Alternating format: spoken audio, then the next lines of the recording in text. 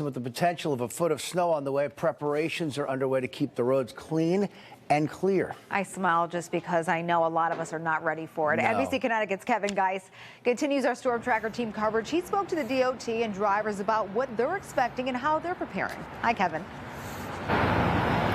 Yeah, Kevin, Amber, it's been a long time since Connecticut residents have had to deal with any sort of significant snowfall on the roadway. A few drivers were joking with me earlier today. They were wondering if they were going to remember how to drive in the snow, but Connecticut's Department of Transportation is hopeful they'll have the roadways cleared very quickly, despite an ongoing challenge. It's been weird because we haven't had snow in such a long time. Excitement about the first significant snowfall in a long time. I could take it either way. I like to watch it snow. I'm glad it's a Sunday because a lot of people will be home. What people aren't excited for. It's beautiful, and then it gets ugly with driving and all that. A lack of significant snowfall last winter and through 2023 has some questioning how they'll respond to a snow-covered road. Since we haven't had it, it's going to be kind of new this year because I haven't been used to it in a while. Connecticut's Department of Transportation, though, is reminding people to stick to the basics. It hasn't snowed in a while in Connecticut, but just give yourself that extra time if you do have to be out.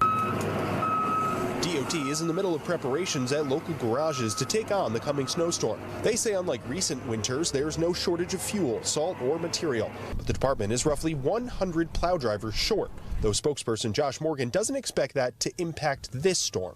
What that really means is that if it's a longer duration storm or a higher intensity storm, it may take us a little bit longer to clear the roads. He says heading into the weekend, they're locked in for the first snowfall of the year. We'll have our crews activated. They'll be out throughout the state of Connecticut, and there's nothing that they can't handle.